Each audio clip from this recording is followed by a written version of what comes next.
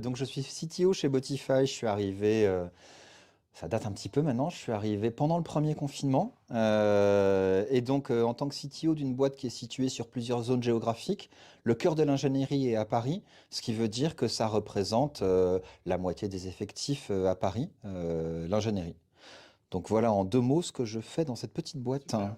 Bonjour, alors je m'appelle Solène, je suis HR spécialiste chez Botify. Je suis arrivée en juin de l'année dernière, en juin 2022. Alors on a commencé à utiliser Semana pour toute la boîte en mars 2021. L'histoire de la découverte est intéressante. On a traversé 2020 comme tout le monde avec les confinements, et puis on avait nos plans de croissance qui ont redémarré. C'est-à-dire qu'à partir de Q3 2020, on a vu beaucoup d'activités. Du coup, on s'est rendu compte que nos anciens locaux faisaient plus l'affaire et il a fallu qu'on bouge. Et grâce à l'expérience qu'on avait acquise, on savait qu'on allait devoir être intelligent sur la politique de télétravail et on avait besoin d'outils au moment où on changeait de locaux. Et donc, on a fait d'abord des études un petit peu en sondage auprès des salariés fin 2020 pour faire notre première sélection de locaux. On a appris l'existence d'outils permettant de faire mieux que ça. Et du coup, on a décidé de mettre en place Semana à l'arrivée dans les nouveaux locaux. Donc, on s'est installé dans les locaux qu'on voit ici en janvier 2021 pendant l'évaluation des différentes solutions. Et on a adopté Semana et fait le rollout auprès de toutes les équipes dès le mois de mars.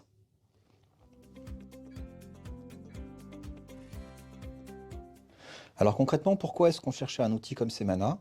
On avait des questions très très concrètes et je vais vous en lister quelques-unes pour que vous compreniez.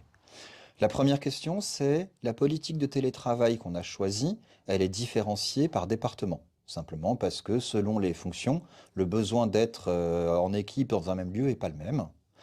Et on voulait vérifier au fur et à mesure de l'année que nos suppositions étaient justes, que le nombre de personnes qui choisissaient par exemple du télétravail à temps complet correspondait aux projections qu'on avait faites, mais également que les jours sur lesquels les présences s'accumulent ne posent pas de problème avec une croissance des effectifs. Et donc on avait deux problèmes un peu company-wide qui étaient dimensionner correctement les locaux en fonction de la politique de télétravail choisie par département et des jours de présence choisis au sein d'un département. Et donc là, c'est deux endroits sur lesquels on cherchait un outil comme Semana pour tenir justement ces statistiques. On avait un autre élément très spécifique lié à la politique de rémunération des moyens mis en place par l'employé lorsqu'il travaille de chez lui. Et donc là aussi, on avait, grâce à Semana, un outil de mesure extrêmement simple qui permettait de gérer une partie plus administrative sans que ce soit un surcoût de travail pour les équipes autour de ça. Donc ça, c'était les grandes problématiques qu'on cherche à résoudre, au-delà des problématiques que tout le monde imagine, c'est-à-dire est-ce que je peux venir, est-ce qu'il y a de la place dans l'endroit où je vais être d'habitude, qui sera là, etc. Mais là, plus du point de vue planification d'une boîte, c'était ces problèmes plus spécifiques qu'on cherchait à régler. Alors pour nous, ce qui était utile avec Semana, c'est que du coup, nos salariés pouvaient indiquer leurs jours de présence, mais aussi leurs jours d'absence. Et on a notamment une population d'alternants chez nous.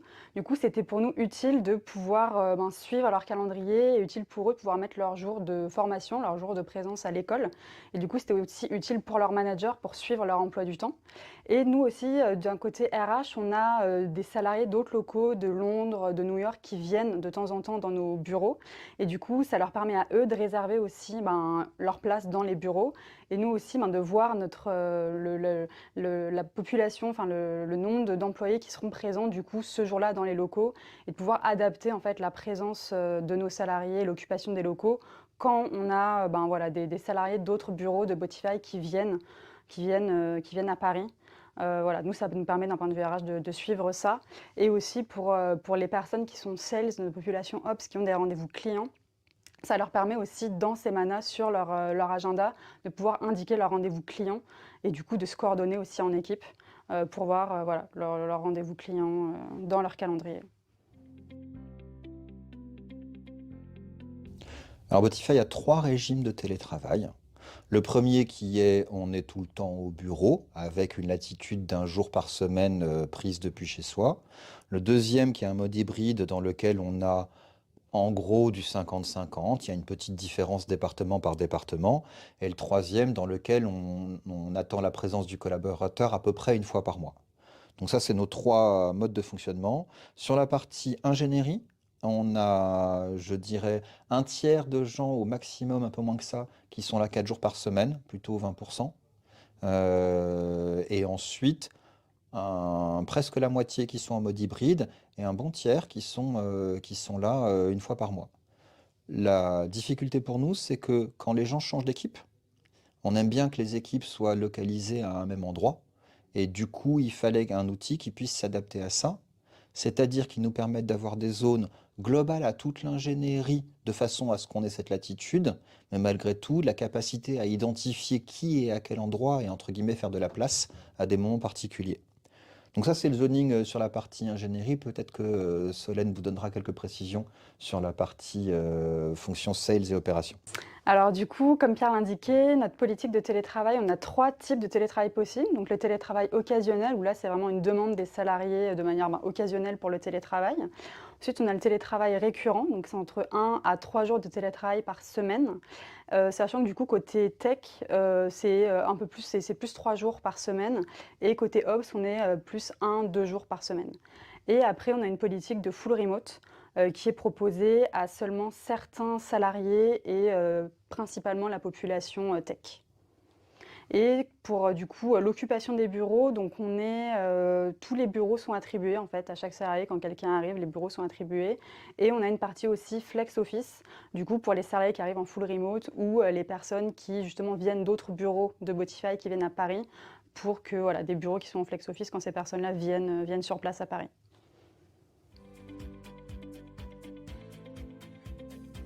Alors moi, du coup, ce que je trouve extrêmement pratique, c'est quand on met nos jours de présence ou d'absence dans Semana, c'est directement lié à notre Google Agenda.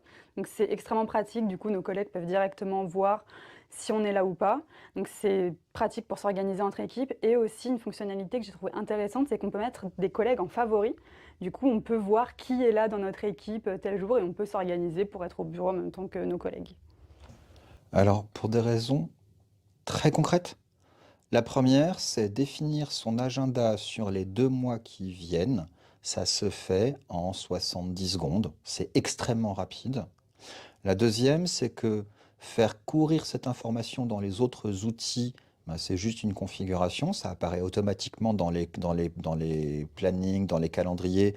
Et du coup, il n'y a jamais d'ambiguïté sur qui est où. Notamment, ça permet d'optimiser les salles de réunion. Et le troisième, c'est la capacité à avoir une vue du passé en reporting très efficace qui va permettre toute la planification de long terme d'une entreprise sans demander des efforts supplémentaires aux uns et aux autres.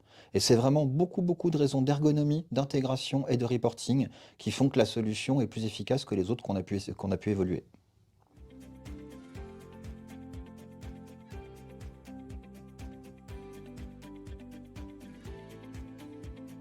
Open Space. Bon, comme la plupart des startups, on est tous en open space. On a quand même une petite place réservée pour certains, mais c'est vraiment l'open space est systématique pour nous. C'est une meilleure proximité pour tout le monde.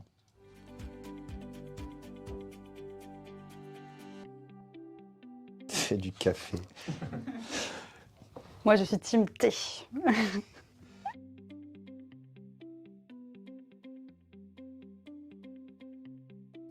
Alors moi, je suis très connu pour rapporter des kebabs à midi. Alors du coup, comme Pierre, un mélange des deux, moi je vais chercher dehors et je ramène au bureau pour manger dans la cuisine au bureau.